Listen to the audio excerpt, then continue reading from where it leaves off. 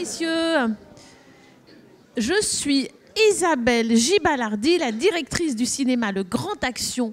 Et quel plaisir de vous accueillir toujours aussi nombreux à l'occasion de la séance d'ouverture de notre 3e saison du Ciné-Club Univers Convergent au Grand Action. Ce Ciné-Club a été créé par Cédric Villani, directeur de l'IHP, médaille Field. Oui.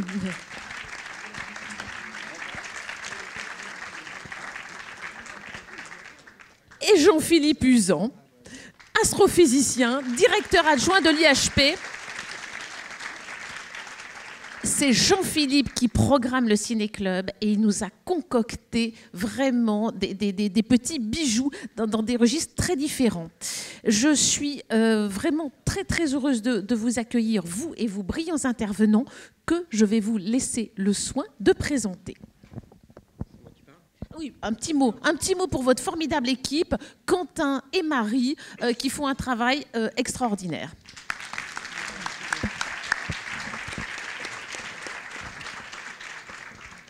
Bon bonsoir, bienvenue. C'est l'ouverture de la 3e saison, donc c'est pas mal. On arrive à tenir sur la longueur. Donc aujourd'hui, un film sur les maths. Ça faisait longtemps qu'on voulait passer un film sur les mathématiques. En fait, on a beaucoup cherché et on a eu beaucoup de mal à trouver un film. D'ailleurs, on n'avait pas unanimité sur celui-ci. On pourra en parler.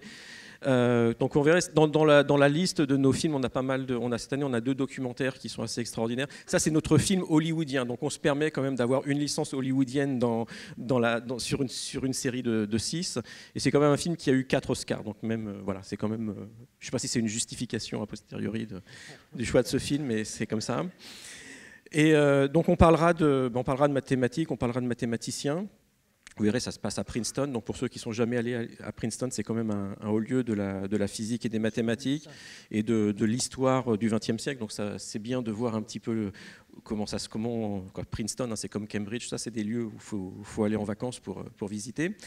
Et donc ensuite, Princeton, c'est carrément un lieu saint, je dirais. Ouais, Cambridge aussi, hein, ça dépend.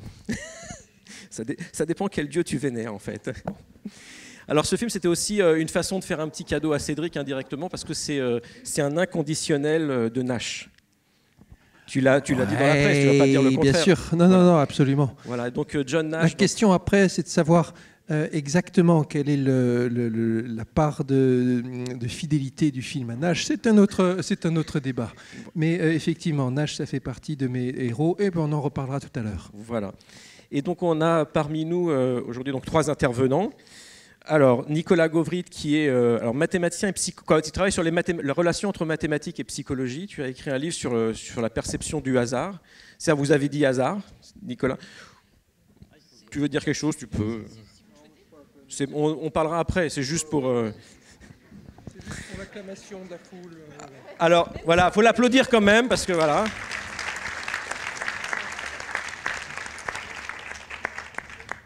Alors, Daniel Tammet, qui est écrivain, qui m'a dit qu'il avait la synesthésie, il vous expliquera tout à l'heure avec les chiffres, il vous expliquera ce que c'est. Et surtout, j'ai appris, c'est le recordman de France de mémorisation du nombre de décimales de pi.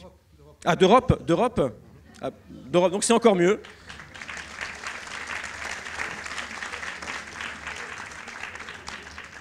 Donc, ne lui demandez pas... Alors le problème, c'est que si vous lui demandez de commencer, ça va durer 5 heures. Il va vous réciter des chiffres pendant 5 heures et vous aurez du mal à vérifier qu'il ne se trompe pas. Parce que et Ivar Ekland, qui est mathématicien et économiste et qui travaille à l'Université Paris-Dauphine. Donc tu as été président, c'est ça? Oui, j'ai été président il y a bien longtemps. Voilà. Et comme on disait... Oui, il faut applaudir, Ivar. Donc voilà, 3 personnes qui font des maths, mais en relation avec d'autres disciplines. Donc c'est aussi ça qui pourra être intéressant de discuter, puisque c'est aussi pas mal ce qu'on prône à l'Institut, c'est la relation des mathématiques avec les autres disciplines, que ce soit la physique, la biologie, l'économie. Et donc on pourra aussi explorer ces directions tout à l'heure. Et bien voilà, je vous souhaite un bon film. Excellente projection.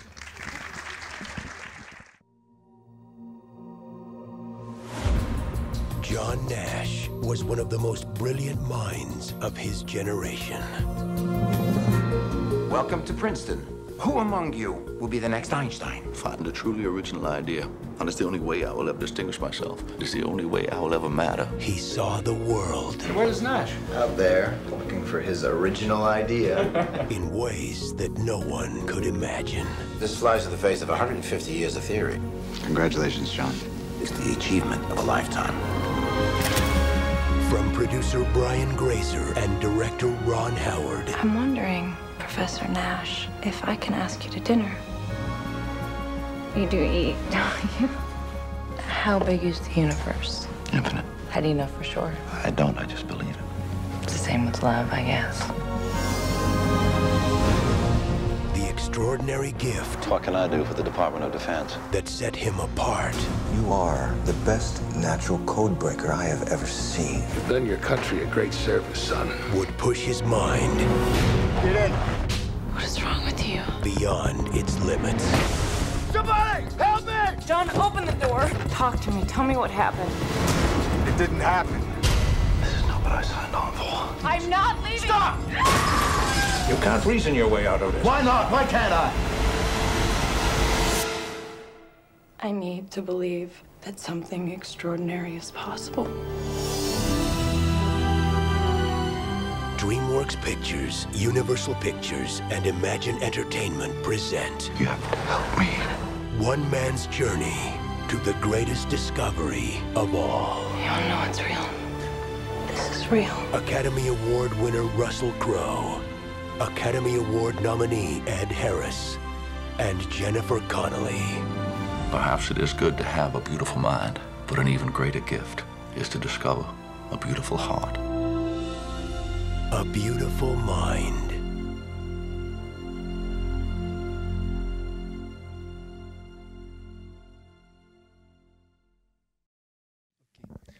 Ok.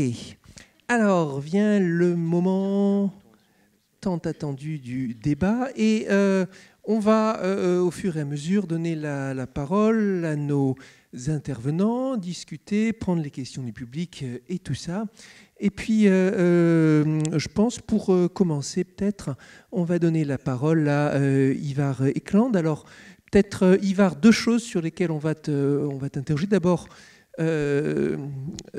toi et moi, on a connu John Nash en vrai, on l'a vu. Je ne sais pas s'il y en a d'autres dans la salle qui ont eu l'occasion de rencontrer John et Alicia, mais peut-être la première question, ça sera... Quelle est ta réaction par rapport à ça? Évidemment, dans un film hollywoodien, on ne s'attend pas à ce que ce soit très scrupuleux par rapport à la réalité des faits, des dates et tout ça. Et puis, deuxième question, est-ce que tu peux nous parler un petit peu de la théorie d'équilibre de Nash, au-delà de ce qui est dit là? Oui. Bon, alors, c'est un film hollywoodien. Je n'ai pas reconnu John Nash et je n'ai pas reconnu sa femme. Hein. Ça, c'est à peu près clair. Si vous voulez le voir... C'est très intéressant. Il a eu cette année le prix Abel en mathématiques. Le prix Abel, A-B-E-L, en l'honneur justement du mathématicien Abel, est délivré tous les ans à un mathématicien. Ils étaient deux cette année. Et vous allez sur le site du prix Abel et vous trouverez la conférence de remerciement qu'a faite John Nash. Et vous le verrez. Et vous verrez que l'impression qu'il donne est... Bon, il donne l'impression effectivement de cicatrices psychologiques, mais ce n'est pas exactement ça. Donc, si vous voulez voir John Nash, allez sur le site du prix Abel de 2015. Je pense d'ailleurs que vous aurez le plaisir d'y voir Cédric Villani parce qu'il fait une apparition. Mais enfin, donc, allez le voir. Et moi, je l'ai... Bon. Il y a deux autres choses que je voudrais dire avant. Premièrement, c'est un film, il n'y a pas beaucoup de maths, c'est un film sur la maladie mentale. Et c'est quand même un des graves problèmes de notre société de cacher la maladie mentale. Ça, c'est un problème grave. La maladie mentale fait peur.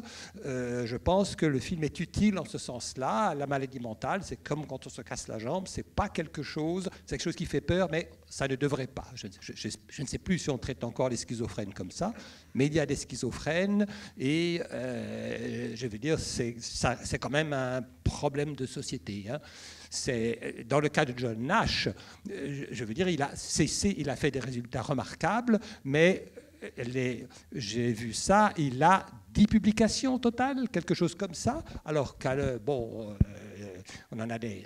normalement, on en a quelques centaines, et il a 10 publications, pas plus, et elle se travaille sur 10 ans. Hein, il a eu 10 ans.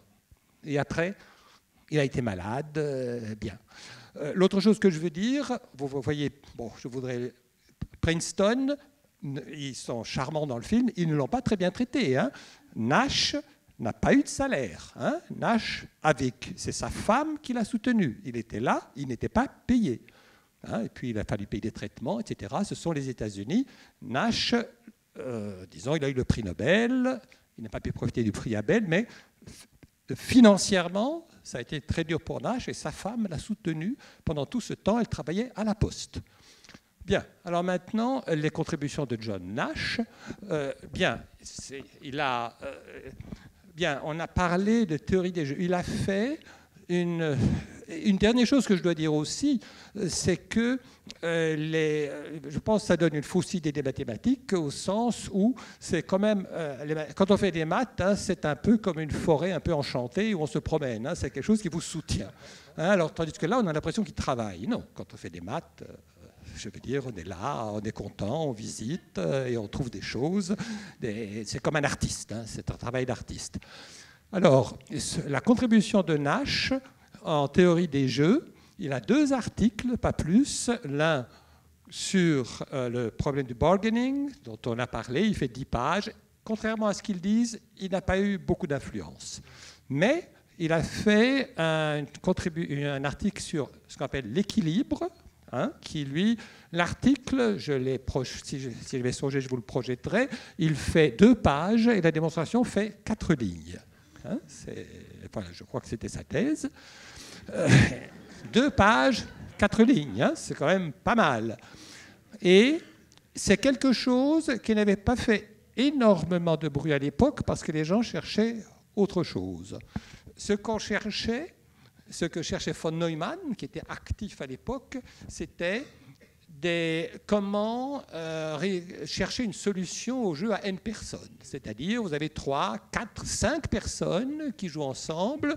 Qu'est-ce qui va se passer? Quelle va être la solution qui va être la meilleure pour tout le monde? Et ils n'ont pas trouvé.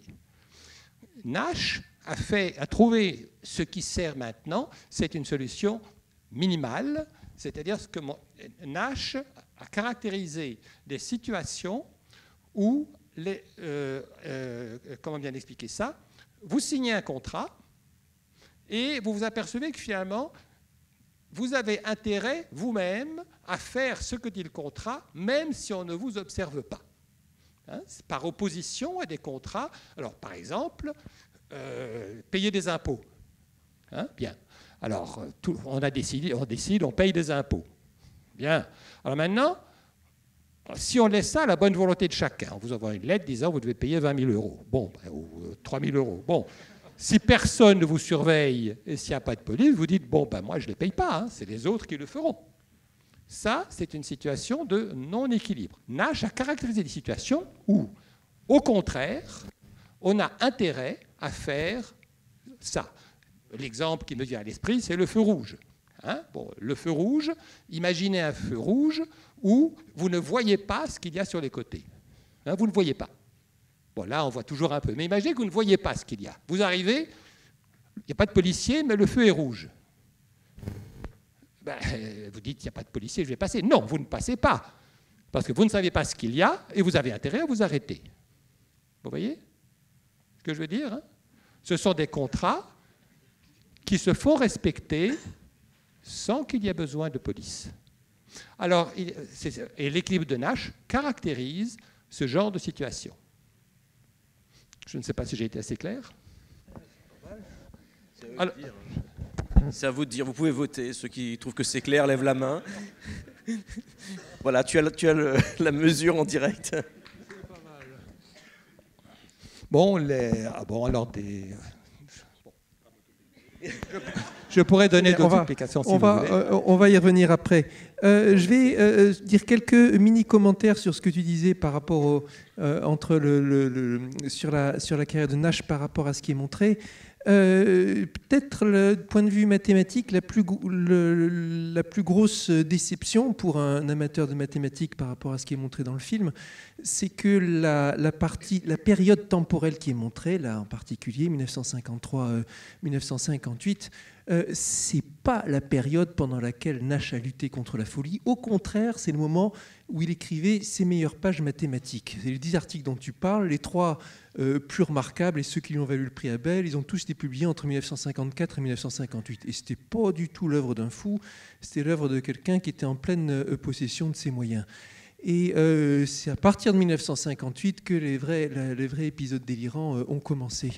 Les équations qu'on voit sur le tableau à un moment sont des vraies équations. Elles sont tirées de l'article de Nash 1954 sur les plongements isométriques et non pas intégration des ensembles, comme ça a été traduit. Intégration des ensembles, c'est pas du tout clair ce que ça veut dire. Manifold embedding, ça veut dire plongement isométrique, et c'était la résolution d'un problème de géométrie qui avait à peu près 100 ans et qui était vraiment un accomplissement extraordinaire. Alors c'est un peu bizarre de voir que c'est les mêmes équations qu'on voit à un an d'intervalle sur le tableau. Il faut penser qu'il n'a pas été effacé pendant un an. Mais les équations, on les reconnaît tout de suite. Et quand on a potassé un peu l'article, ce sont bien elles. Et c'était le début d'une période de 5 ans pendant laquelle Nash a été extraordinairement productif. En particulier la période de Princeton, 1956-57, on le voit revenir en proie à toutes ces délusions et tout ça. Dans les faits, c'est là qu'il a été juste extraordinaire quand il a résolu ce qu'on appelait le problème de la régularité des équations dissipatives. Alors, je voudrais quand même dire quelque chose sur les mathématiques de Nash. Elles sont extraordinairement originales. Alors, je ne sais pas ce que dira Cédric, mais quand on lit un article de Nash, ou quand on essaye de lire un article de Nash, c'est comme si quelqu'un vous conduit dans une forêt obscure. On va aller à tel endroit. Oui, alors je le suis, il va dans la forêt, il s'écarte du sentier, puis on circule, etc. Bon, on est complètement perdu. Et puis au moment où on dit, franchement, c'est pas sérieux, on va tâcher de revenir, paf, la clairière s'ouvre et on est devant le château.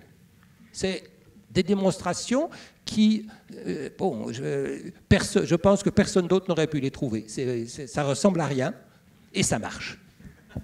Je confirme ce que dit Ivar. Alors, sur les 3 articles dont je parlais, 54, 56, 58, à chaque fois, quand l'article est arrivé, les gens n'y ont pas cru. On dit qu'est-ce que c'est ce truc ? C'est simplement pas possible. Dans plusieurs cas, ça a été réécrit. Il y a des gens, en particulier l'article de 56, il y a Federer qui a passé tout son été, alors qu'il était juste éditeur, à réécrire l'article pour que le lecteur ait une chance de le comprendre. Et pendant des mois, tout le monde qui essayait d'expliquer cet article, qui échouait misérablement, comme ça a été bien raconté par des témoins de l'époque, avant que ça s'intègre et qu'une fois que ça a été digéré et compris, c'est devenu l'un des fondements importants de l'analyse des équations et dérivées partielles. Ivar fait partie de ceux d'ailleurs qui ont travaillé à donner une nouvelle démonstration de ces résultats de Nash. Donc quelque chose d'extrêmement original, effectivement. Quelque chose que quand on le lit, on se dit mais c'est ça, où on va ? Qu'est-ce qui se passe ? Et à chaque fois, il a fallu des années de travail de la communauté pour vraiment digérer les techniques. Donc un apport parfaitement personnel. Alors, c'est mon tour de ne pas monopoliser la parole et on va passer la parole aux autres. Avant, juste un petit mot sur la partie folie. Je crois que Ivar, tu as eu tout à fait raison de dire c'est important de montrer la folie. Alors, il y a eu Nash lui-même détestait ce film. Alicia, elle était assez contente d'être jouée par Jennifer Connelly. Elle trouvait ça assez classe. Voilà. Mais Nash lui-même détestait. Il disait en particulier que ça ne ressemblait pas du tout à ça, sa maladie. Et en particulier que c'était des illusions auditives et jamais visuelles. Et que c'était des voix qu'il entendait, qui lui dictaient des choses, etc. Et qui ont cessé à un moment complètement. Mais bon, ça reste que c'était une situation de maladie extrêmement handicapante dans laquelle vous avez effectivement une distorsion de la réalité. Vous êtes persuadé qu'on vous confie des missions et des tas de choses. What exactly is it that you would like me to do?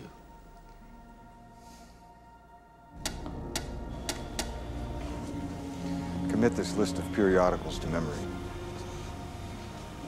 Scan each new issue. Find any hidden codes, decipher them. Place your chin on the chin rest. Stare into the light. Pulse 88, regular. Okay, this may be a little uncomfortable. It's got a little zap to it, doesn't it? He just implanted a radium diode. Don't worry, it's safe. The isotope decays predictably. As a result, these numbers change over time. They're the access codes to your drop spot. So what am I now? A spy? Daniel, qu'est-ce que ça t'inspire sur la façon dont le mathématicien est représenté? Tu peux aussi nous, qu'est-ce qu'on va dire, parler de la façon dont les chiffres, les ouvrages que tu as écrits, comment est-ce que ça participe à la façon de représenter ou de démystifier le mathématicien ou les personnes avec une sensibilité mathématique, et ainsi de suite? Bonsoir d'abord. Je ne suis pas mathématicien, à la différence de vous. Je suis écrivain, mais effectivement, j'ai cette affection pour les chiffres et pour l'imagination mathématique. Je n'ai pas eu la chance de connaître John Nash. J'ai lu quelques critiques sur le film. Pour moi, ce n'est pas du grand cinéma, effectivement, mais j'ai lu. Pour moi, le problème, c'est que Nash était quelqu'un, comme nous tous, de très complexe. Autrement dit, il était humain. J'ai lu qu'il a eu, par exemple, des rapports homosexuels. Donc, il était peut-être homosexuel à une époque où l'homosexualité était illégale. Et à l'époque aussi, où on donnait aussi ces traitements, ces médicaments, pour l'homosexualité, pour guérir, entre guillemets, ce qui est impossible, guérir l'homosexualité. Donc, toute cette partie du film où il voit des hommes, des jeunes hommes assez costauds, assez séduisants, et les gêner, et les embarrasser, je ne sais pas si c'est un clin d'œil envers ça. En tout cas, donc ça montre, on voit que c'est extrêmement simplifié, la vie de quelqu'un qui a dû se battre avec beaucoup de problèmes, beaucoup de préjugés, beaucoup de a priori.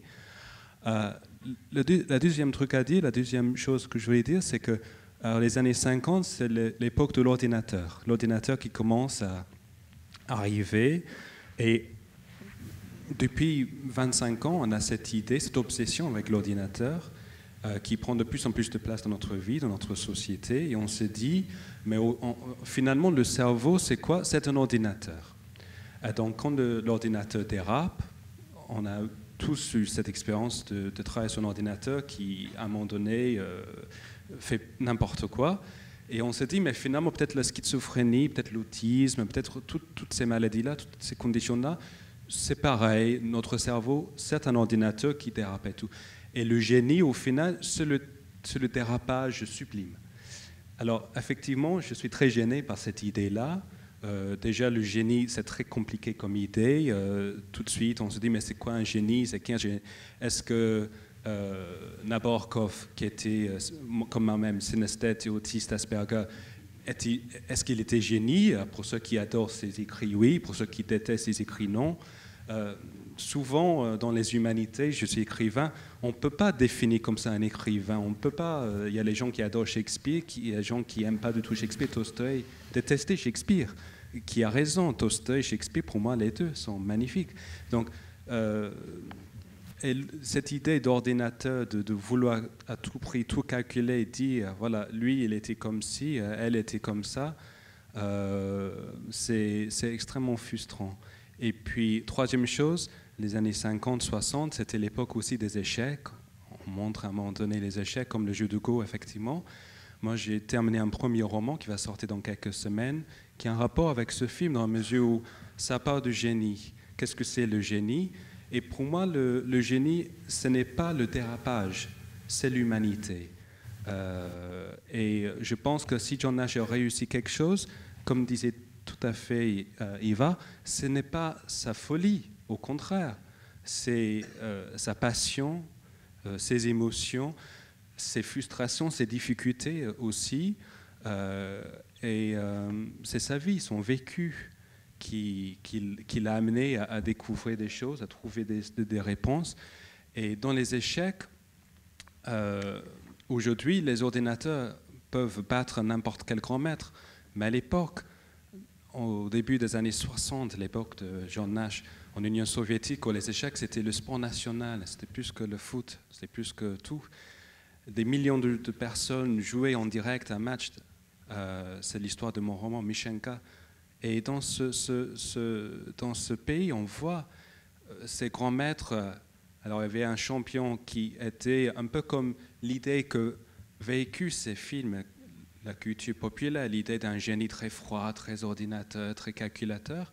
Et puis en face de lui était un petit jeune, très sympa, très humain finalement. Et c'est lui qui a battu le champion, c'est lui qui gagne. Donc ça montre qu'est-ce que c'est le génie, mais en tout cas ce n'est pas John Nash, certes, mais pas Russell Crowe, en tout cas pas dans ce rôle-là, malheureusement pour moi.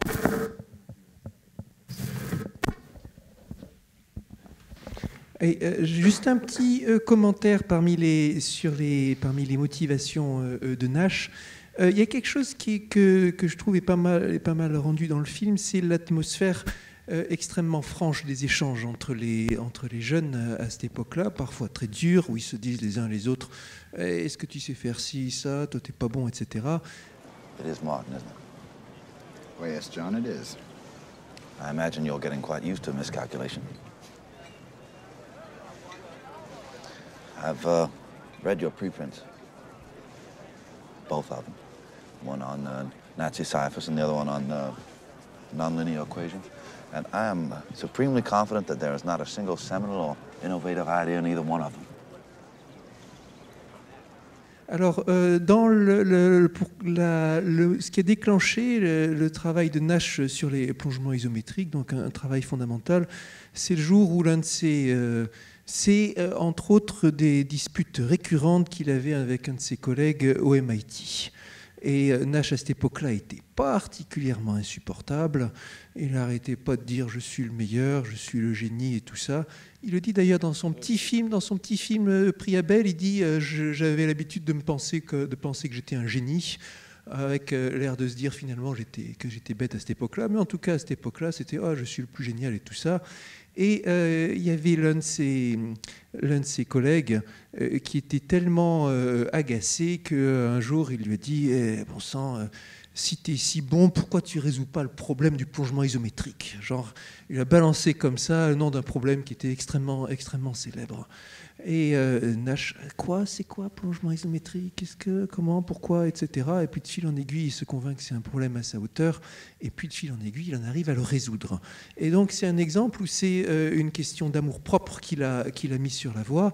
Oui, je vais te prouver que je sais le faire. Il avait l'habitude de commencer par dire qu'il savait résoudre les problèmes avant de les résoudre effectivement. C'est le genre de chose qu'on vous dit qu'il ne faut jamais faire en science, mais ça a marché.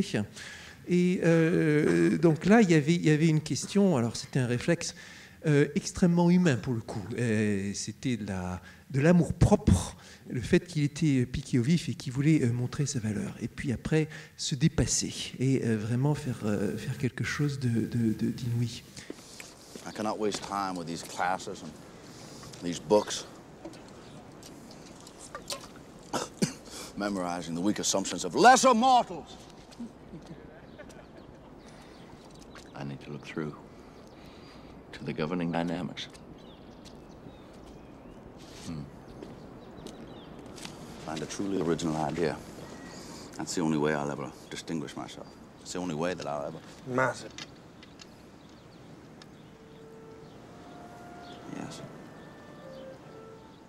Alors, Nicolas, sous quel angle est-ce que tu devrais aborder le problème mathématique? Donc toi, tu as écrit sur mathématiques et hasard.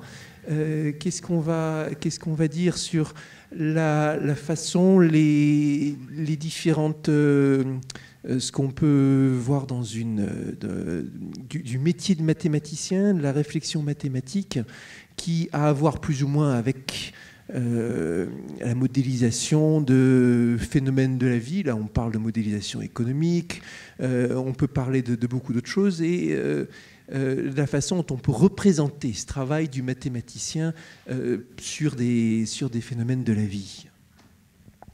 Merci. Je me présente un tout petit peu parce que je suis moins célèbre que tout le monde autour de moi. Moi, j'ai étudié les mathématiques au départ, mais je me suis réorienté plutôt en psychologie. Et maintenant, j'utilise des mathématiques pour des questions de psychologie. Donc là, c'est pas mal, c'est entre les deux aussi, même si je ne travaille absolument pas sur la schizophrénie. Mais en fait, quand j'ai vu le film, j'avais des attentes que j'ai depuis très longtemps et qui n'ont été satisfaites qu'une fois en lisant Théorème vivant, c'est vrai? Si, c'est vrai. C'est qu'à chaque fois... Ah oui, hein, j'ai rien reçu. À chaque fois que je vais voir un film, que je lis un livre comme ça qui présente la vie d'un mathématicien ou qui met en scène des mathématiciens, j'espère y retrouver ce que j'ai ressenti quand j'étais amoureux des mathématiques. Voilà. J'étais amoureux des mathématiques, je pense que ce n'était pas réciproque peut-être, mais en tout cas, on est resté en très bons termes et du coup, je recherche ce sentiment qu'on a quand on fait des mathématiques. Parce qu'il y a quelque chose de frustrant quand on aime les mathématiques, je trouve, hein, c'est qu'on ne peut pas en parler aux gens. On peut en parler à des collègues peut-être, ou à des gens qui sont étudiants avec nous quand on est étudiant, mais aux autres on ne peut pas. En général, ça jette un froid quand dans une soirée on demande qu'est-ce que vous faites, je suis des mathématiques. Ah, bah. Donc soit c'est A, soit c'est A, moi je suis nul en mathématiques. Et alors avec le temps, j'ai laissé tomber l'idée d'expliquer ce que j'avais compris en mathématiques et qui me paraissait passionnant, parce que ça ne passe pas du tout. Mais j'ai trouvé quand même qu'en discutant avec les gens, on arrive non pas à faire comprendre les mathématiques, mais à faire comprendre l'émotion qu'on peut avoir quand on fait des mathématiques et pourquoi ça peut être beau. Et des choses comme ça me paraît très important quand on voit la désaffection des mathématiques chez tous les étudiants. Par exemple, quelque chose de sidérant, je trouve, c'est qu'il faut attendre après le bac. Tout le collège, tout le lycée, on entend dire par des professeurs de mathématiques, quand on nous parle de démonstration, ce qui est assez rare, qu'une bonne démonstration, c'est une démonstration courte. Je me souviens, moi, d'une professeure de maths qui m'avait dit « En maths, on est feignant, plus la démonstration est courte, mieux c'est. » Et c'est seulement en classe préparatoire qu'on a enfin des gens en face de nous qui nous disent « Une bonne démonstration, celle qu'on va choisir, c'est celle qui est belle, celle qui est élégante. » Et c'est seulement là qu'on découvre que c'est normal d'avoir des émotions en faisant des mathématiques et d'être guidé aussi par ces émotions. Alors, à chaque fois que je vois un film comme ça, je m'attends à avoir ça, et puis c'est un peu raté, là. Il y a un petit moment, peut-être dans la bibliothèque, où on a un peu cette émotion, il me semble. Mais sinon, j'ai eu l'impression... Alors, par contre, c'est peut-être historiquement vrai, j'en ai aucune idée, parce que je n'ai pas rencontré John Nash du tout. Mais on a l'impression qu'il est guidé plus par l'ambition personnelle que par vraiment la beauté des maths. On ne dirait pas que c'est pour les maths qu'il fait ça. Voilà, donc ça, je ne sais pas, vous allez me dire si c'est conforme à la réalité. À coup sûr, un mélange il y avait une question d'ambition, mais il y avait une question d'intérêt très sincère aussi, c'est clair. Par exemple, un sujet qui fascinait Nash, c'était d'écrire les fluides compressibles, et même si ses travaux en la matière sont pas fondamentaux, une partie de ces résultats tendait vers ce but. Il explique dans ses articles: je veux trouver des méthodes nouvelles pour la résolution des équations dérivées partielles, et l'observation de l'étude de la physique. Et il avait un intérêt aussi considérable dans la théorie de la relativité. Il est allé rencontrer Einstein pour lui proposer de changer les équations fondamentales de la relativité générale et tout ça. C'était un passionné, clairement. Il y avait l'ambition, c'est clair, mais il y avait aussi la passion. Si je continue à parler, peut-être je vais parler d'un petit peu autre chose qui est peut-être soulevé par le film, c'est le lien entre génie entre guillemets. Alors, j'aime pas du tout le mot, donc j'étais très content que dans l'intitulé ici, il y ait le mythe du génie, parce que ce que j'aime pas dans le mot génie, c'est que ça laisse entendre, je crois que c'est perçu comme ça, que les génies entre guillemets sont des humains qui fonctionnent d'une manière qualitativement différente ou radicalement différente des autres, alors que c'est pas le cas. Il y a des gens qui effectivement font des choses exceptionnelles, qui sont capables de comprendre des choses que je ne comprendrai jamais, et pour personne dans la salle, et qui ont des idées tout à fait originales, vraiment exceptionnelles, mais il n'empêche que le fonctionnement est quantitativement, mais pas qualitativement différent, justement. Exactement comme un champion de 100 mètres court beaucoup plus vite que tous les autres, mais il n'empêche que ses muscles fonctionnent de la même manière. C'est peut-être pour ça qu'on ne parle plus, en recherche en psychologie, on ne parle plus de génie, on en parlait il y a un siècle. Maintenant, ça n'apparaît plus dans les publications, mais ça a pris différentes voies. Et je vois deux grandes voies, en fait. En psychologie, on travaille beaucoup maintenant, vous avez sûrement entendu parler de ça, sur ce qu'on appelle le haut potentiel. En gros, le haut potentiel, ou on pourrait dire les surdoués, c'est ceux qui ont peut-être la capacité de faire de grandes choses, pour le dire comme ça. Et à l'intérieur du haut potentiel, au départ, on étudiait essentiellement l'intelligence, donc on cherchait à caractériser les personnes qui ont une intelligence supérieure. Et de plus en plus, ces dernières années, on s'intéresse au haut potentiel créatif. Et là, ça me paraît, surtout avec ce qu'a dit Ivar Ekland et Cédric Villani, ça me paraît particulièrement adapté pour Nash. Le haut potentiel créatif, donc, ces personnes qui sont particulièrement créatives, c'est-à-dire qui ont beaucoup d'idées ou des idées originales. Voilà, tout ça, c'est étudié dans le cadre du haut potentiel. Et depuis très longtemps, je ne vais pas détailler les autres voies de recherche parce que c'est celle-ci qui est plus intéressante pour le film là, et pour John Nash. Qu'est-ce que j'étais en train de dire? Ça y est, j'ai perdu le fil. Oui, pardon. Voilà, je faisais le lien, merci. Je faisais le lien qu'on a dans l'esprit souvent entre le génie et la folie. Donc on va dire entre le haut potentiel créatif, si on traduit comme ça, et puis le génie. Et la question qui se pose, c'est est-ce que c'est vrai que c'est lié ou pas? Les psychologues y croyaient beaucoup il y a un siècle, beaucoup moins maintenant. Et la réponse, c'est une réponse de psychologue, c'est-à-dire de normand. C'est oui et non, ça c'est plutôt non. Oui, ça c'est toujours comme ça en psychologie. J'ai un collègue qui dit, en psychologie, on a trouvé une seule loi universelle qui marche à tous les coups, c'est ça dépend. Toutes les autres sont relatives. Mais donc en ce qui concerne la schizophrénie, par exemple, la question s'est posée. Est-ce que les gens qui ont une schizophrénie sont en général plutôt plus intelligents que la moyenne ou plutôt moins? Et la réponse, c'est qu'ils sont plutôt moins intelligents en moyenne. C'est toujours en moyenne. Donc ça n'empêche pas qu'il y ait des schizophrènes à intelligence supérieure. Mais disons, ça ne va pas dans le sens qu'on imaginait. Par contre... C'est pas bon ça? Non, voilà, c'est bon. Par contre... Ah, ça doit être ça. Ah, je vois des gens louches là-bas. Donc ça c'est pour l'intelligence. Mais par contre, pour la créativité, c'est-à-dire la capacité à avoir des idées originales, nombreuses, qui partent dans toutes les directions, là on trouve un lien positif au contraire. C'est-à-dire qu'en général, les schizophrènes sont plutôt créatifs. Et donc voilà, il y a du pour et du moins. Mais c'est pas idiot de penser en tout cas qu'il y a un lien entre la créativité et le génie au sens créatif. J'ai un collègue suisse qui fait des études depuis longtemps sur la créativité, la schizophrénie et les croyances paranormales.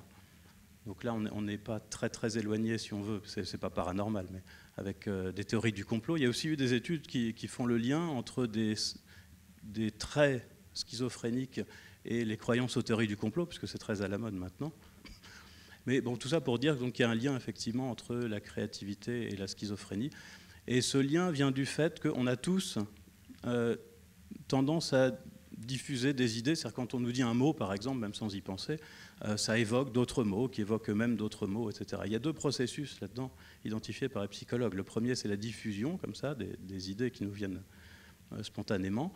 Et l'autre, c'est un phénomène d'inhibition qui coupe au contraire la diffusion des idées, parce que sinon ce serait une catastrophe. Et chez les schizophrènes, parfois justement on obtient ça, c'est-à-dire on leur demande de dire ce qu'ils pensent à partir d'un mot, et ça part complètement dans tous les sens, c'est absolument incompréhensible. Et on interprète ça en psychologie comme un défaut d'inhibition. Et ce défaut d'inhibition, on l'observe aussi chez les gens particulièrement créatifs, mais un peu moins. Voilà, donc on pourrait voir la schizophrénie entre autres comme un excès de créativité, mais si c'est contrôlé comme ça l'était visiblement chez John Nash, ça peut donner de belles choses, des idées très originales. On a parlé du génie, mais je voudrais dire quelque chose je voudrais parler du côté social des mathématiques. Je veux bien que Nash, on peut discuter si c'était un génie ou pas, c'est sûrement un très grand mathématicien, mais il y a un côté social des mathématiques au sens où ces problèmes, on les lui a apportés. Il n'a pas inventé les problèmes.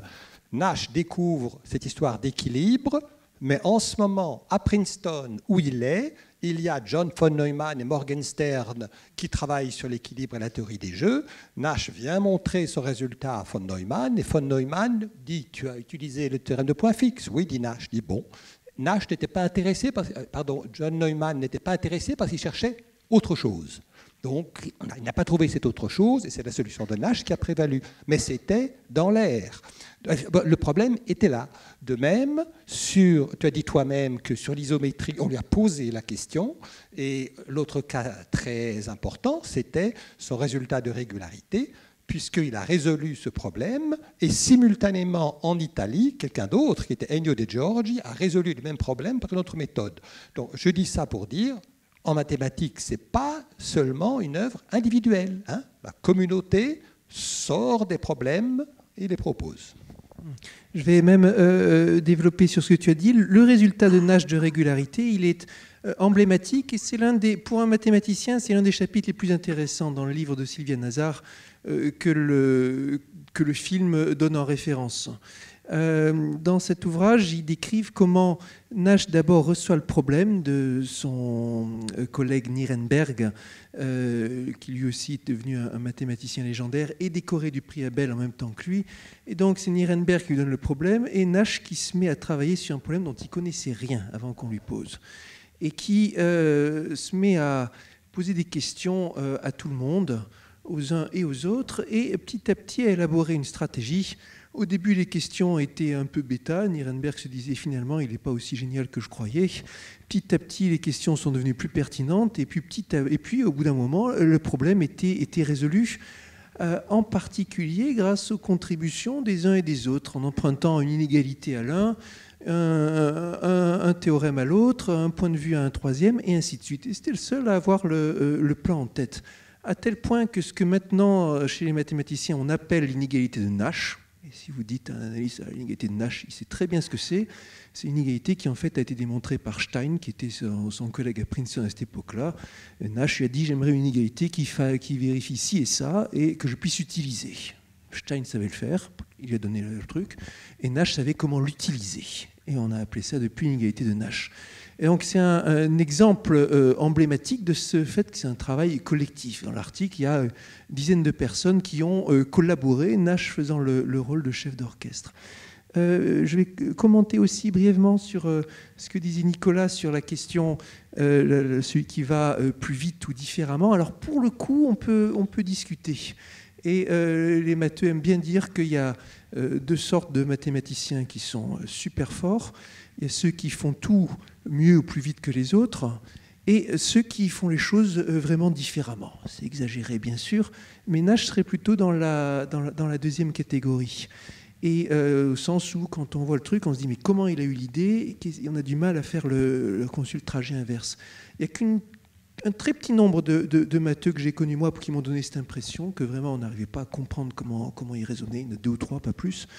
Et Nash, sans doute, il avait ce profil-là. Alors quand, des années plus tard, on a demandé à Nirenberg, qui était devenu une institution et tout ça, alors que Nash, pendant que Nash traversait son épisode de folie, est-ce que vous avez connu des génies? Il a répondu, il n'y en a qu'un qui me vient en tête, c'est John Nash. Et lui, on avait vu paquet. Et ça, c'était clairement en référence au fait que Nash, il avait des raisonnements qui semblaient vraiment sortis d'un grand chapeau de forme. On ne comprenait pas d'où ça venait. Voilà, alors dernier point que je vais dire en référence par rapport à ce que tu disais sur la représentation du plaisir mathématique. Évidemment, le moment qui souvent est le phare pour les mathématiciens, c'est le moment où on comprend. C'est représenté de manière très cliché souvent. Ça s'appelle les instants Eureka. Et l'épisode emblématique, c'est Newton avec la pomme qui tombe devant lui, il a idée de la gravité. Et l'analogue dans le film, là on l'a très bien vu, c'est Nash face à la fille superbe et les autres qui sont pas mal, mais comment est-ce qu'il faut aborder les choses? C'est le moment Eureka, la théorie des équilibres. If we all go for the blonde,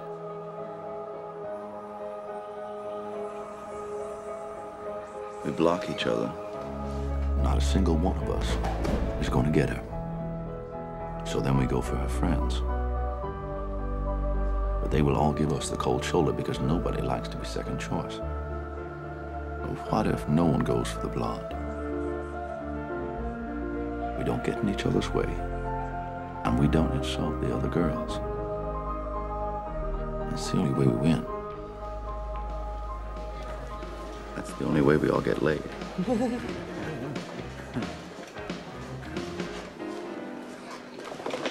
Adam Smith said, the best result comes from everyone in the group doing what's best for himself, right? That's what he said, that's right? Incomplete. Incomplete. Okay? Because the best result would come from everyone in the group doing what's best for himself and the group. Ash, this is some way for you to get the blonde on your own. You can go to hell. Governing dynamics, gentlemen. Governing dynamics. Adam Smith. What's wrong? Yep, here we go. Careful, careful. Thank you. Les matheux, les chercheurs en général, savent bien que ça se passe jamais comme ça. Les instants Eureka, vous les avez, mais c'est jamais ou quasiment jamais en observant une situation qui correspond au problème sur lequel vous êtes en train de chercher. La plupart du temps, ça arrive au milieu de nulle part, en traversant la rue, en marchant le long d'une falaise. Il y a des pages remarquables écrites par Poincaré là-dessus, ou par Léo Szilard, ou par d'autres. Ça arrive à un moment où vraiment, ça n'a rien à voir, quoi. Et c'est comme un problème complètement subconscient. Là, dans le cas pour le film, bon, comme on disait, c'est pour les besoins du film. Il y a l'illumination devant une scène de rapports sociaux qui va intégrer dans sa théorie. Et peut-être que ça... Je ne sais pas clair pour moi si c'est un procédé légitime de représentation ou si ça cache l'essentiel. Alors, avant qu'on prenne les questions du public, si vous avez un dernier commentaire à ajouter, ou sinon on peut tout de suite passer aux questions. Alors, allons-y pour les questions. Et tout de suite, là, on voit la première question. Même si j'ai plus de souffle, hein, je vais quand même monter.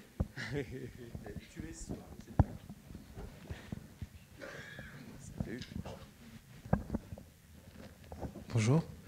Merci pour ce débat très intéressant et pour le film. Je voulais juste apporter un témoignage. Vous avez parlé de maladies, on va dire de schizophrénie, d'intelligence, d'instant Eureka. Donc je voudrais rajouter quelque chose sur ce côté aussi du génie. Donc je vais apporter un témoignage sur les aspects russes. Moi, ça m'a fait penser à Scriabine. Scriabine, qui est un compositeur russe, et qui, avant lui, dans sa musique de ce pays, on faisait de la musique classique, et après lui est apparu un nouveau courant qui s'appelle la musique, on va dire, plutôt contemporaine. Et alors, est-ce qu'il est génial, pas génial ? Je ne connais pas la réponse à cette question, mais en tout cas, ce qui a été dit, c'est qu'il était atteint de, alors je ne sais plus exactement le terme, mais je crois de synesthésie, c'est-à-dire qu'il voyait dans les notes et dans le son et dans les choses, on va dire, j'essaie de faire simple, des couleurs. Et en faisant ça, il a fait naître un nouveau courant au niveau de la musique. Donc je voudrais juste que vous réagissiez là-dessus. Est-ce que la maladie provoque le génie c'est autre chose? Enfin bon, voilà. Alors Daniel, qui a écrit « Je suis né un jour bleu », va pouvoir parler de synesthésie, peut-être, ou commenter. Alors, la synesthésie est un phénomène neurologique. Ce n'est pas une maladie, c'est un phénomène du cerveau qui est plus commun que l'on pensait auparavant. Auparavant, on pensait que c'était extrêmement rare, peut-être une personne sur 100. Aujourd'hui, on dit que c'est peut-être une personne sur 20 ou quelque chose comme ça. Et il y a plusieurs manifestations. Donc, effectivement, il y a chez Scriabine la musique qui est colorée. Chez Nabokov, dont j'ai parlé tout à l'heure, les mots étaient colorés. Chez moi, les mots, effectivement, sont colorés. Des mots ont des caractéristiques aussi. Il y a des mots qui sont lourds, il y a des mots qui sont jolis, il y a des mots qui sont radins, il y a des mots qui sont généreux. Ça m'aide à apprendre des langues, ça m'aide à écrire, à créer la littérature, à écrire mon roman, par exemple. Il y a la synesthésie avec les chiffres aussi, les mathématiciens, les physicists, Richard Feynman, physicien, qui voyait des équations en couleurs.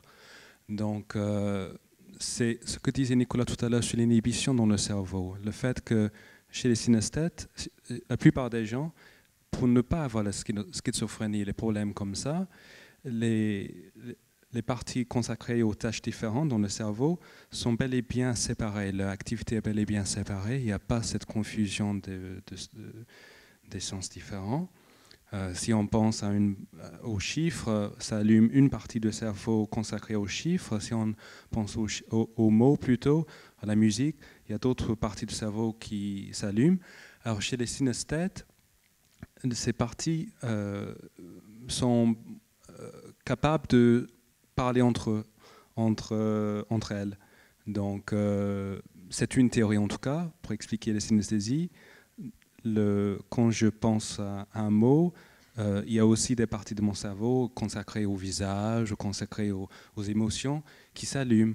En tout cas, je n'ai pas cette façon de séparer les choses. Alors c'est peut-être aussi culturel, sociologique. Quand on est à l'école, on nous dit les mathématiques c'est comme ça, le langage c'est comme ça, la littérature c'est comme ça. Vous êtes fort dans ce domaine-ci. Il est extrêmement rare, malheureusement, d'être fort et dans les chiffres, et dans le langage, et dans la littérature. Et par le passé, les savants, ce qu'on appelle les savants, mot français du verbe savoir, c'était les gens qui avaient ces capacités, parce que culturellement, c'était tout à fait normal de s'intéresser et aux chiffres, et au langage, et à leur religion aussi, à la philosophie. Et aujourd'hui, avec une culture qui demande de plus en plus de compétences extrêmement spécifiques, de plus en plus spécialisées, pour des tâches de plus en plus minutieuses, on a perdu un peu, ou même beaucoup, cette capacité à s'intéresser à plein de choses à la fois, à voir dans les échecs les couleurs, la musique, les émotions, comme dans les mathématiques, comme dans la littérature. Et effectivement, c'est bien dommage.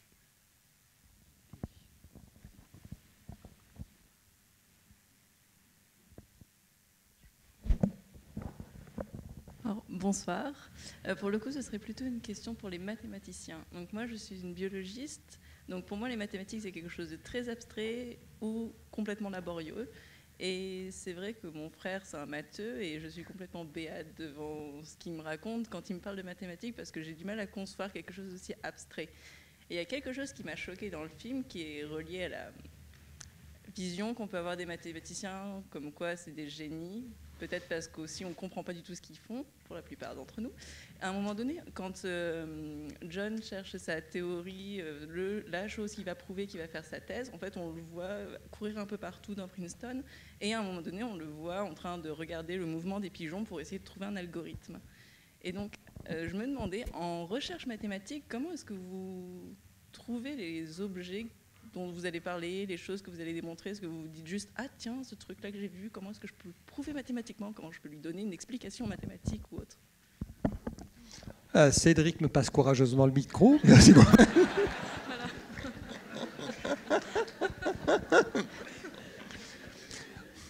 Alors, il y a deux sources d'inspiration dans les mathématiques. Il y a d'abord les mathématiques elles-mêmes, à savoir, avec la tradition, avec l'histoire, etc., etc., il y a des problèmes qui sont là et qu'on cherche à résoudre, hein, comme l'Everest. Il faut gravir l'Everest. Bon, un exemple tout à fait classique, c'était le fameux théorème de Fermat, ce qui était la conjecture de Fermat. Quand vous avez un triangle rectangle, il y a la fameuse loi A2 plus B2 égale C2.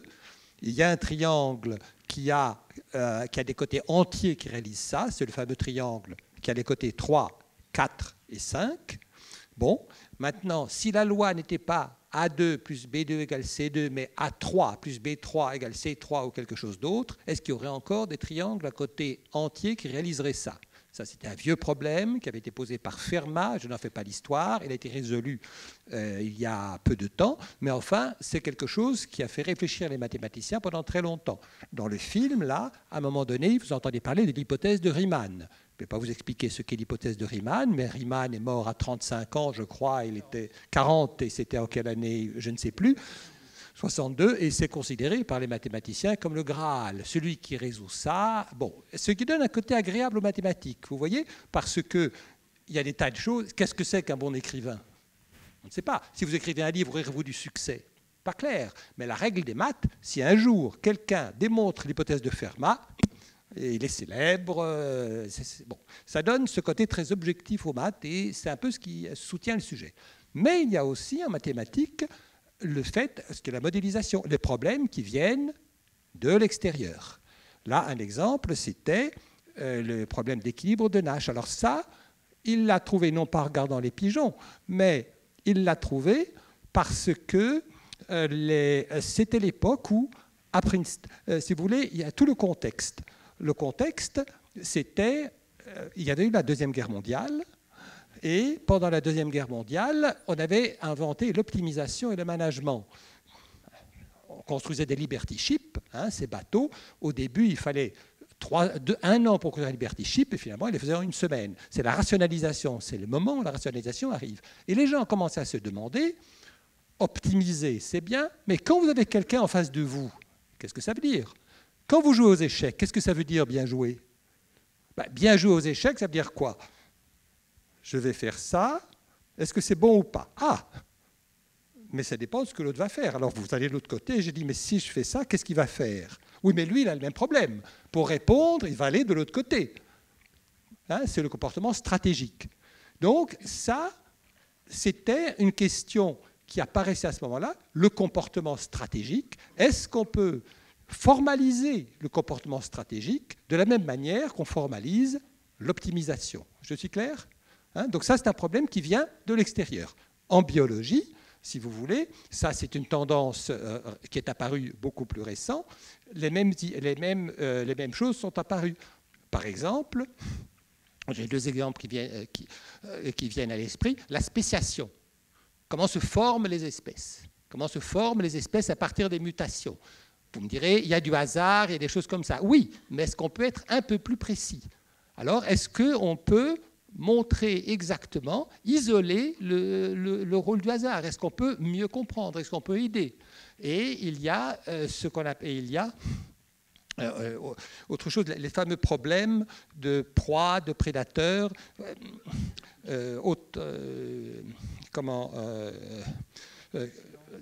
Oui, non, mais je pensais oui, quand vous avez des populations, ce qu'on appelle la dynamique des populations, par exemple, il y a un cas que je connais assez mal, mais c'était le cas du sida.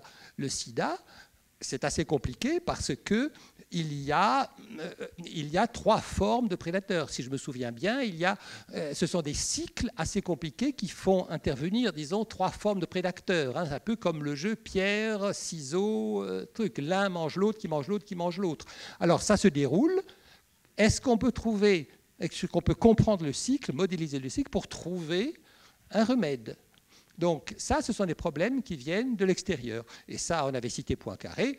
Poincaré disait, il y a les problèmes qui se posent et les problèmes que l'on se pose. Ça, des problèmes qui se posent, ils peuvent venir de l'extérieur. Et ceci dit, ce n'est pas trop différent. Bien souvent, les mêmes personnes font les deux.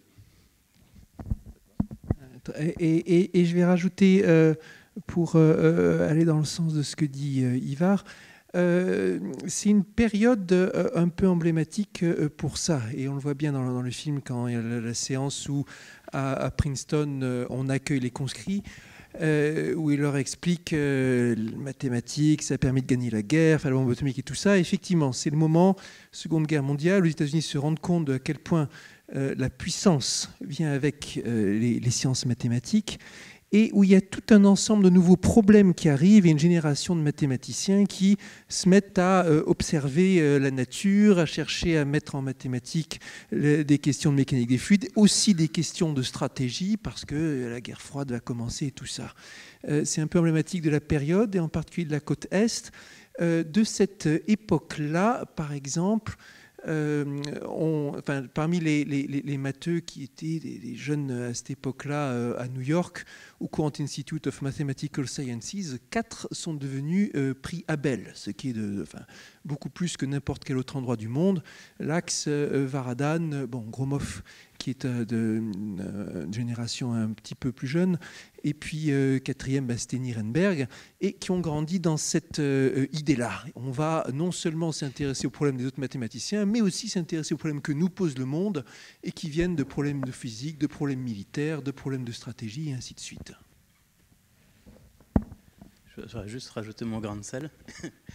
Parce qu'en fait, en psychologie, souvent on me demande comment il peut y avoir des maths en psycho, et il y a des objets mathématiques qui apparaissent, je pense que c'est partout, un peu partout dans les autres sciences. D'ailleurs, c'est un exemple que je vais donner après, ce ne sera pas de la psychologie, mais ils apparaissent par idéalisation et simplification successives au maximum d'un objet de départ. Donc, je donne un exemple qui me paraît le plus simple à expliquer, c'est les machines de Turing. Peut-être vous avez entendu parler de ça. Et en fait, une machine de Turing, c'est un objet mathématique, mais c'est l'idéalisation d'un ordinateur, en fait. Et on peut trouver sur Internet, en libre accès, l'article de 1936 de Turing qui raconte ça. Et c'est très amusant parce qu'on voit bien ça, parce qu'il explique ce qu'il fait. Et il dit, en fait, qu'est-ce que ça fait une machine? Ça lit des choses sur du papier, et puis en fonction de ce qu'il y a écrit, ça fait des choses. Ensuite, il dit, bon, que ce soit en 2 dimensions, le papier, en fait, ça n'a aucune importance. On pourrait aussi bien mettre tous les symboles les uns à côté des autres. Et puis le fait qu'il y ait plus de 2 symboles, ça n'a aucune importance. On pourrait prendre juste 0 et 1. Et puis par simplification successive, comme ça, il arrive à un objet mathématique qui est tellement simple que quand il a envoyé son article, ça a été au départ rejeté parce que c'était tellement simple que ça ne pouvait rien expliquer. Puis finalement, on s'est aperçu après que ça arrivait quand même à expliquer tout ce que font les ordinateurs à peu près. Mais donc c'est arrivé, voilà, d'où viennent les objets mathématiques parfois. Alors quand ça vient des maths, moi je ne suis pas du tout compétent pour dire comment ça vient, mais quand ça ne vient pas des maths, c'est une sorte d'idéalisation du monde. Et alors c'est ce que je dis à mes étudiants, parce que moi j'enseigne à un niveau très faible en mathématiques, mais à des futurs professeurs des écoles, et je leur présente par exemple un cube. Et un cube, comme ce que c'est à l'école, au départ, c'est un cube en bois ou un truc avec une couleur. Et je leur explique que ce qu'on veut arriver à faire sortir de ça, c'est le cube mathématique. C'est ce qu'on obtient quand on a enlevé toutes les propriétés. C'est-à-dire, c'est comme ce cube-là, sauf qu'il n'y a pas de couleur, il n'y a pas de matière. Et on a complètement idéalisé. Voilà. C'est l'âme du cube, en quelque sorte. Alors c'est ce qui se passe pour certains objets en psychologie aussi. Je voudrais aussi rajouter quelque chose, c'est que les concepts mathématiques mettent du temps à rentrer dans la conscience générale. Vous servez de maths sans le savoir. Par exemple, si je parle à la biologie, vous parlez de probabilité, ça veut dire quelque chose pour vous, même de manière élémentaire. Oui, mais les probabilités, c'est une découverte mathématique. Le premier à avoir parlé de probabilité, c'est Pascal. Mais maintenant, c'est tellement courant qu'on ne pense même plus que c'est des maths. Et les maths, c'est comme ça. Ça rentre dans le domaine public. On finit par oublier que c'est ça, et c'est très bien d'ailleurs. Alors, je vais, pour conclure un peu la discussion, vous dire quelques mots sur la vie de Nash après le prix Nobel. Donc, 1994, Nash reçoit le prix Nobel d'économie.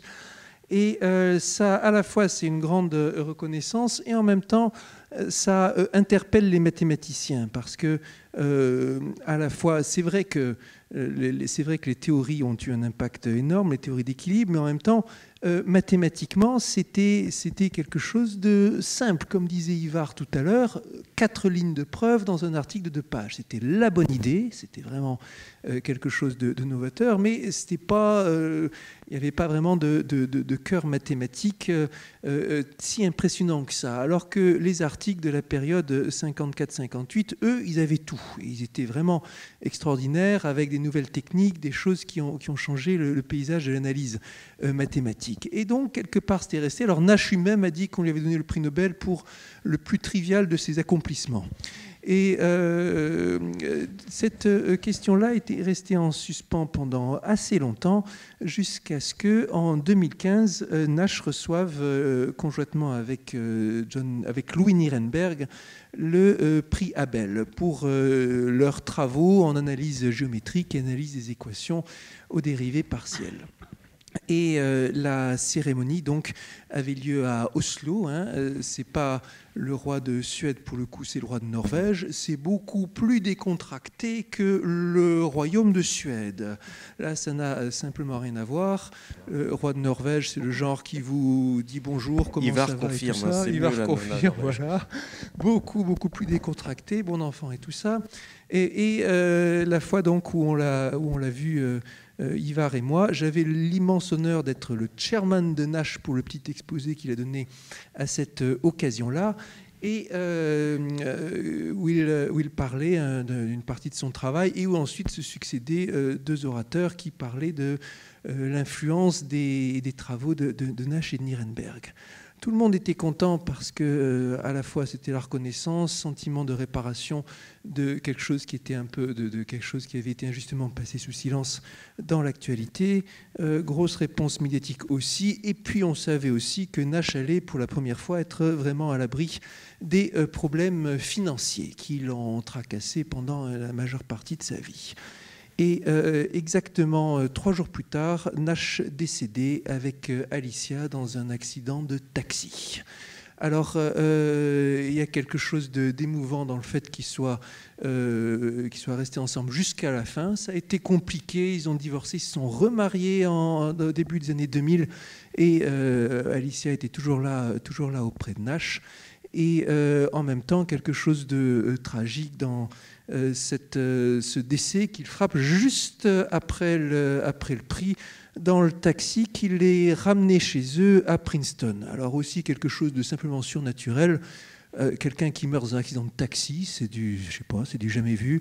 Donc voilà quelqu'un qui, à la fois dans les accomplissements extraordinaires et dans la mort, a toute sa vie fait des choses qui étaient simples, dont on n'avait jamais entendu parler, y compris guérir spontanément de la schizophrénie après presque 30 ans.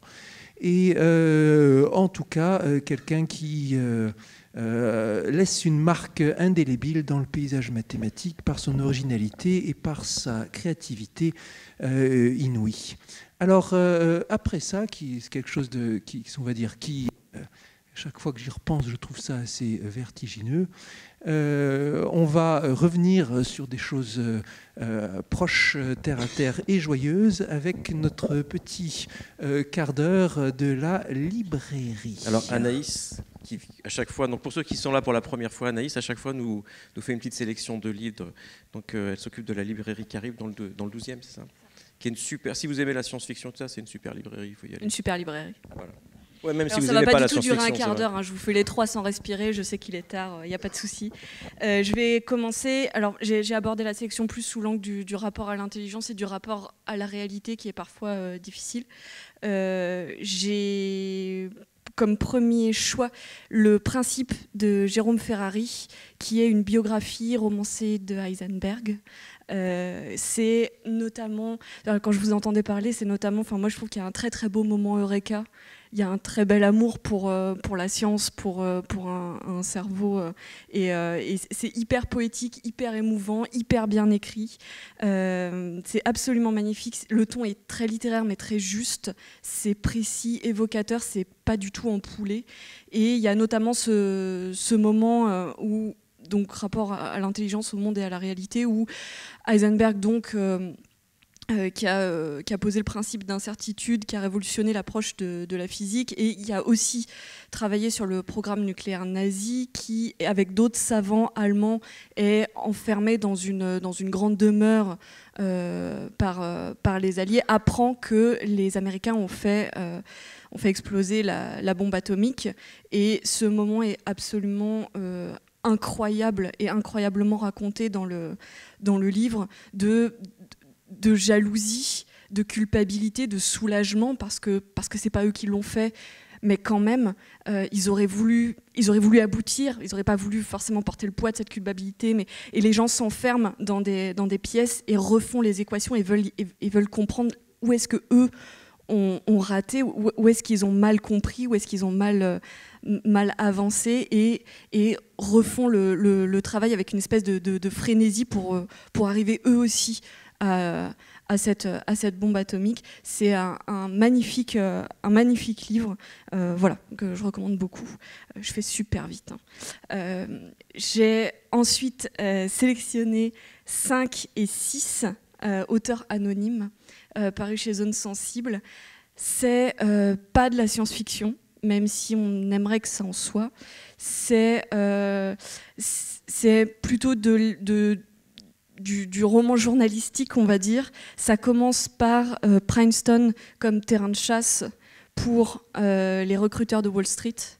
Et ça raconte toute l'histoire de l'informatisation de la bourse, sur cette intelligence qui est mise au service de machines. Il y a tout un chapitre sur le soulèvement des machines qui dirige le monde, il faut être honnête, puisqu'il dirige la bourse, et où toute une intelligence incroyable qui pourrait changer le monde est complètement dirigée sur des opérations qui, de mon point de vue de néophyte, sont complètement absurdes pour gagner quelques unités de temps, pour gagner quelques centimes sur des milliers d'opérations, etc. Et pendant ce temps, le monde s'écroule. Parfois, comme la crise en 2007 des subprimes. C'est absolument terrible.